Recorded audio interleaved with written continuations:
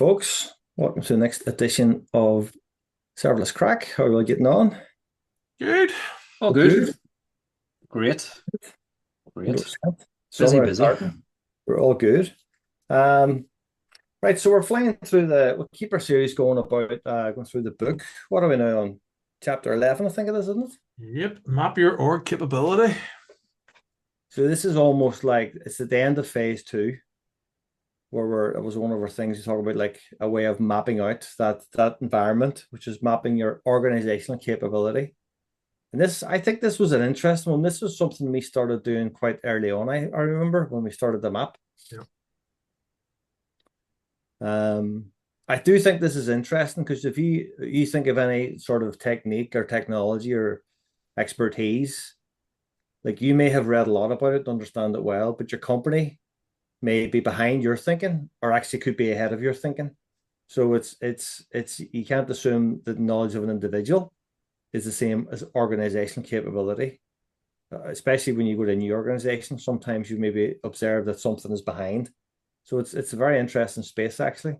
Yeah. And I think very important for technology leadership because you need to say, right, we're good at this. We need to improve at that. Yeah. And even like we mentioned at the start here, we're trying to achieve something. So we have a North Star articulated, we have our clarity of purpose. How do we get there? Yeah. Do we have the people, the capabilities, the technologies to get us there? Well, one way of finding out is mapping out your org capability, right?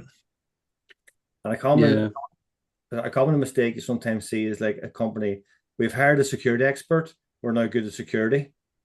Yeah. No, you just have one person who's very good at security. Yeah, and 100%. Like I've found it, particularly in the larger organizations, maybe it's not clear where investment needs to go sometimes, so there's maybe not a clear understanding of the value chain and kind of, what's actually blocking or what's causing inertia in terms of being able to move fast, right? So I think sometimes being able to kind of look at your organization from that perspective in terms of how evolved it is, or what are those custom skill sets that your engineers are having to train up on? Are they differentiating or are they actually holding you back? Yeah. So there's tons of kind of benefit around that, right? And like you mentioned, Dave, like you can hire a fantastic security expert, but does your org have a secure by design practice? Do you have the capability to deliver secure solutions to production? That's a whole different thing. Yeah. So I always thought there was a nice cross here between, remember the team topology stuff? We didn't actually mention it in this chapter, but I always thought there was a nice. Do you remember we often would map out capabilities and then apply like team topologies, team types to it? It was something, and you would maybe sometimes identify the need for enablement. So it's interesting. It's definitely an interesting approach. So let's get into it. So for mapping a capability, it's obviously a Wardley map. The couple of different things. I think the axis across the bottom, the x-axis, we found that the old Genesis custom product commodity didn't quite work. So there was like a technique based one, which is concept, hypothesis, theory, and accepted. And that's an interesting lens. So you could say something like, let's say something like just say blockchain. Like our company thinks of blockchain as a concept. It's talked about, but nobody really takes it seriously. Or it's a hypothesis. We're actually going to work on it, and we're bringing it in as something that we're starting to get. We're ramping up on. It's a theory. It's the fact that we're talking about blockchain and it's happening, and we're actively doing it. We're building it, and then accept it. It's a thing that we do. You know what I mean? And that would be different for different companies. If you're a company that's into all the crypto stuff, it could be completely accepted as part of your day to day. A different company, it could be a concept that you don't really talk about. So it doesn't really matter if that capability is old or new. Now, I know blockchain is the technology, but do you know what I mean? It's for many things they would just be accepted, but for maybe things that are more newer things or on the edge, you can actually map it to those 4 stages. Yeah, absolutely. And then I think as well, I don't know what you think. I mean, changing that language certainly helps when you're talking to business kind of folks and product folks at an organizational level, or you're trying to influence maybe like a strategic conversation as well, Dave, right? Yeah. Because I think you can look at stuff fairly out into the left of that axis. Are they going to be disruptive? Is that something that's going to disrupt our value chain? Is that something that we're going to have to react to in maybe a year, two's time? How does that? Can we actually leapfrog something by sort of adopting something else? So I think when you map it out like that and kind of tune the language, if you like, to the leadership in that organization, I think it helps with better kind of conversations, right, in terms of how you move or things that directions you maybe want to head. Yeah, totally. And then so what we often do is change that language along the bottom, and then often like it's too hard to figure out like what are the capabilities of this thing. So often you might take an industry framework or like some standard, and that's your set list of capabilities or standards. We'll get into that in a second. And then you might place them on the map and just to see like how much do we know about this or how little do we know. And then you'd maybe put in supporting things. And it's a really nice way to get into Wardley Mapping for an organization, because you can just say you can get going pretty quickly and you've kind of got the components done out for you, and then probably the last thing is an anchor. We'd usually take like a senior leader, like a CISO or a CTO or a CIO as the anchor, because it's their organizational, maybe their responsibility. So it's interesting stuff. Yeah, for sure. I think the other thing in that I don't know about you, I always kind of find that map, there's so much low hanging fruit on that map whenever you do it for an organization, right? Particularly if you kind of get in and you speak to the guys on the ground and you sit and have that. There's so much stuff that you can really see and begin to action. And sometimes the hardest thing is knowing what to kind of prioritize and what the foreign party or strategy, but for general kind of situational awareness and for those sorts of strategic conversations around maybe what do we want to do in the next 2 to 5 years. I think it's a very productive exercise, right? I think sometimes when you list out sort of the common industry sort of practices or guidance on a map, and you go, well, we've got this, and this, and we feel comfortable with that. I haven't even heard of that thing over there. What's that? Yeah. That's good to know up front, right? That's Yeah. a smell that, hey, you might not need to do some investigation, or you might need to think about, well, what does it take to build that capability in our organization? Because that's in the industry standard framework and we haven't heard of it yet. So what's going on here? And that's a very cheap conversation to have, instead of waiting 6 months into an initiative and realizing you haven't actually enabled one of the foundational building blocks of the thing you're trying to do, right? Yeah, 100%, man. I think whenever I've been doing these in certain organizations, like there are like a lot of the heritage and legacy stuff sticks out like a sore thumb is kind of like inertia points. Like you've got like tons of invested in sort of proprietary or kind of non-open kind of tech. Those things do stick out when you map them in these sorts of things. They do kind of block some of the the more strategic or more the innovating or emerging type capabilities, right? So yeah, it's good. Yeah, and I think in the book we have the secure development. I think is one of the maps with the examples we have in there, to mapping out some of the Microsoft security cycle. We very aligned to our friend the Stride process, I would imagine, as well. So yeah, it's just nicely articulates and shows that, hey, well, here's a well-known industry sort of approach that Microsoft use for mapping out their secure development life cycle. And here's some of the things and some of the practices that are within that, and then mapping it out for this particular org, for a senior leader.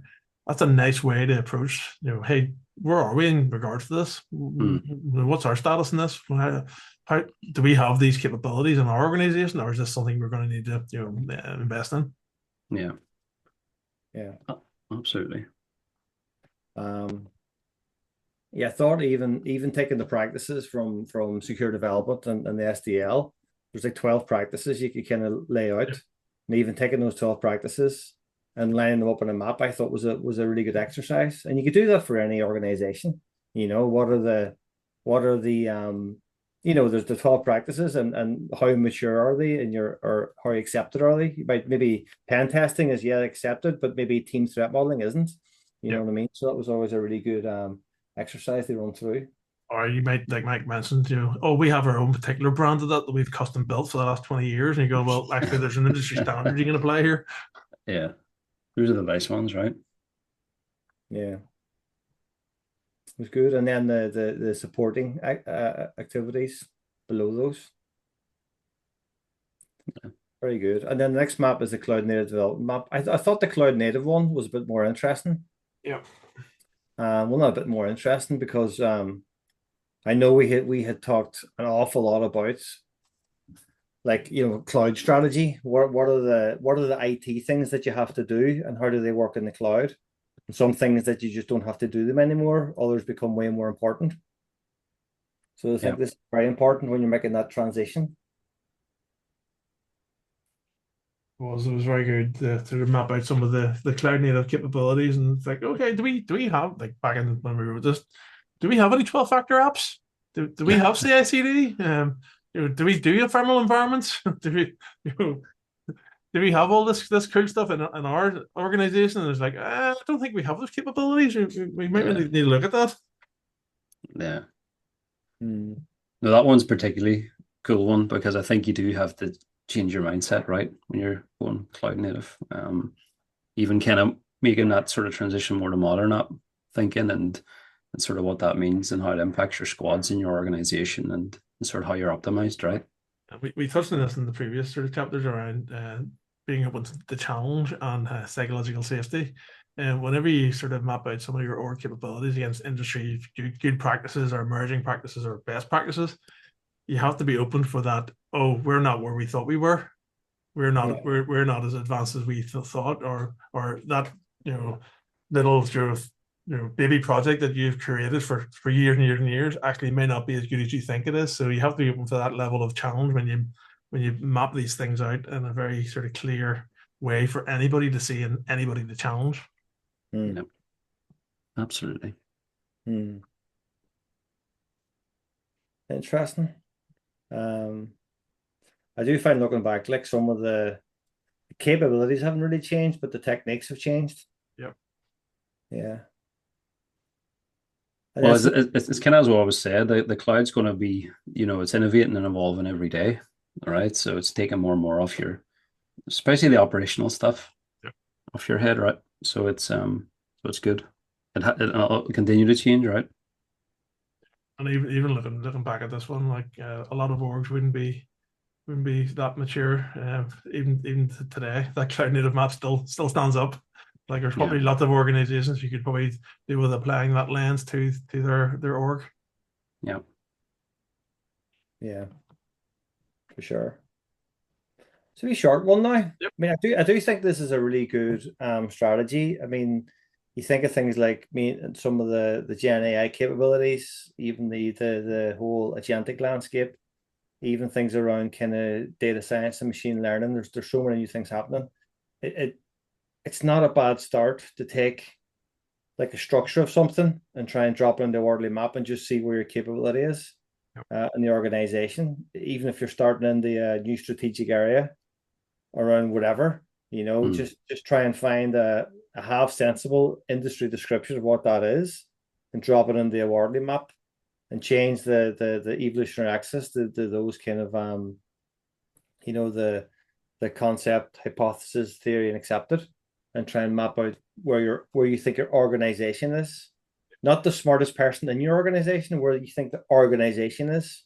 There may be things that are still hypothesis but not accepted yet. And then what you need to do to try and move them. And I think if you want to demystify or make it easy to get started, a lot of the sort of frontier models and GenAI capabilities are now able to sort of get you started in some of this and create you a nice Wardley map as well. So Gemini and OpenAI and others are pretty good at least getting you a starter for 10 that you can then take and evolve and make it real for your org. Yeah, what modern organizations do. Right. Pretty much. Yeah. Very good. So that's a crack. Like, yeah, it's no harm. Sort of back in the envelope strategy. It's definitely worth doing. Like to try and get it's even good to do this by yourself, just to get a read and try and understand something. I think. Situational awareness, right? It's always worth investing in. 100%. Exactly. So that's the crack then. We'll leave it at that then. Very good. So give us a look on the serverless.com. Give us a follow on YouTube or LinkedIn, and we'll see you next time. Thank you. Thanks, everyone. Bye.